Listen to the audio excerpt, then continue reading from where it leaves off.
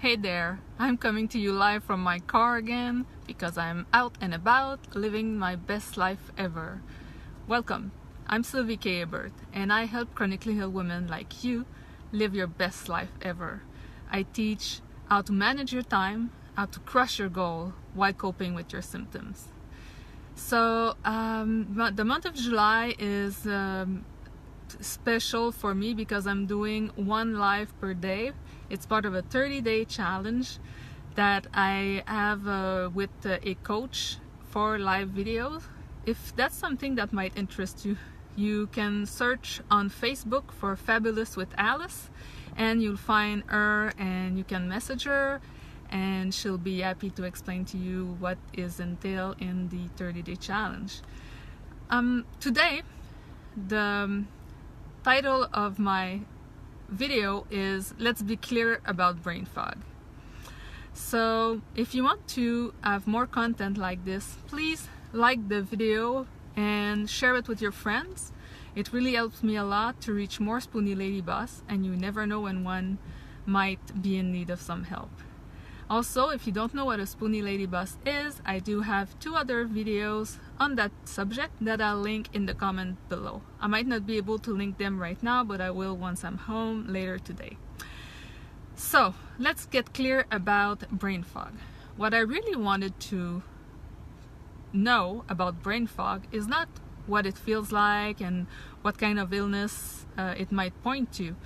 I think that if you have brain fog, you know what it is and you know what it feels like. I wanted to know what was going on in my brain when I'm in a brain fog. And I did research on that topic, and as weird as it may seem, at least it seems weird to me, there isn't much information out there about that question. What's going on in our brain? It's recognized as a thing, you know, by the doctors. They say, yeah, people with chronic fatigue syndrome, they have brain fog and all of that, but I had a hard time finding any information about what physiologically is going on in my brain while an episode of brain fog is happening. But I did finally find a study that looked at just that. I'm gonna have to read it off the actual study because it's not the simplest to explain, and I'm gonna do my best to do just that. So first of all, what is the brain fog? How they describe it, if they were to give it a definition, is that it's the conscious perception of cognitive impairment, and it's related to mental fatigue. So what they say is that you are conscious that your brain is not functioning as it should. And they also said that people with it was done on people with chronic fatigue syndrome, but when you read the study, they really add other people studied. So they say that people with brain fog do not exhibit complete cognition disability or dementia. Good to know. We're not completely disabled mentally and we don't have dementia. But we may experience deficit in working memory, so we know we can't remember a thing, on information processing, which I'm guessing is like when you're searching for a word and it just won't come, and the word is like banana, and it's like it's not there anymore. And they say also that it's that we experience information processing and attention.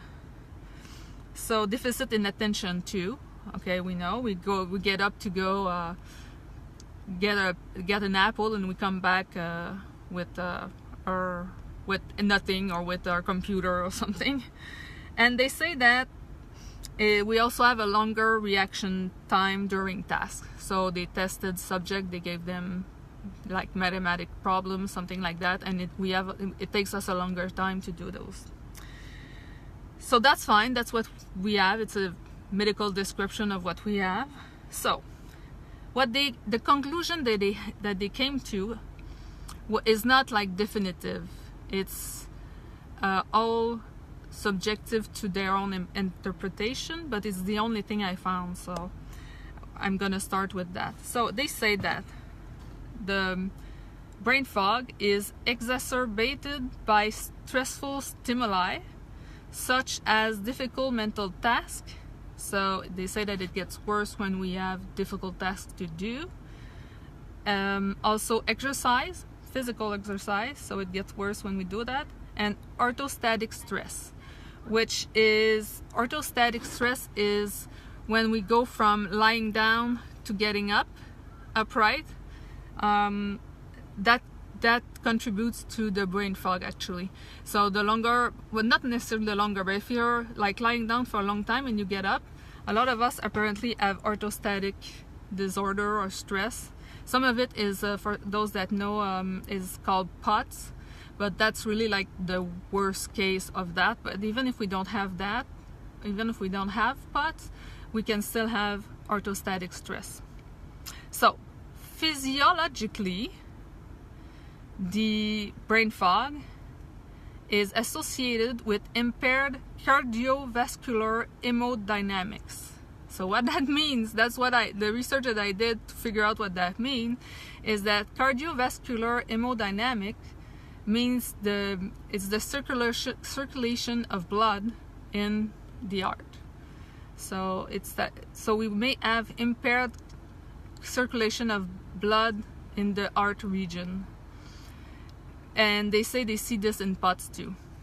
What they saw also physiologically is a decrease of the cerebral blood flow. So we also have decrease of cerebral blood flow, so the heart and the brain, and altered activation of the cerebral blood flow during mental tasks. So it seems that when we have something that needs concentration, there's some cerebral blood flow problem happening. So either it's decreased or it's not stable.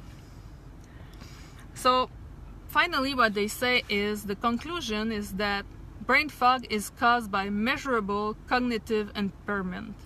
So it is measurable, it's not just subjective. But there's also a subjective perception of mental fatigue and its impact on the individual. So that's what they saw. And the last thing I wanted to say is that the mechanism behind brain fog is altered cerebral blood flow and regulation of blood flow, and it's exacerbated by stressors such as orthostasis, which is again getting up from lying down, or a difficult mental task. And the result is decreased ability to readily process information, which is then perceived as fatiguing and experienced as brain fog. So they say there is a mechanism behind brain fog. It's not just a subjective thing. So that's what I was happy to read about. So I hope you enjoyed this video about brain fog and what's really going on in our brain. If you did, please leave a comment below. It really encourages me to continue, and I really appreciate it. Also, if you can share it with your friends, that's also another way to help me continue these videos. And that's all I had for today. I will see you tomorrow at 12:15. Have a great day, and remember to stay strong, stay fierce, and live your best life ever. Thank you for watching. I love you all so much, and see you tomorrow. Bye.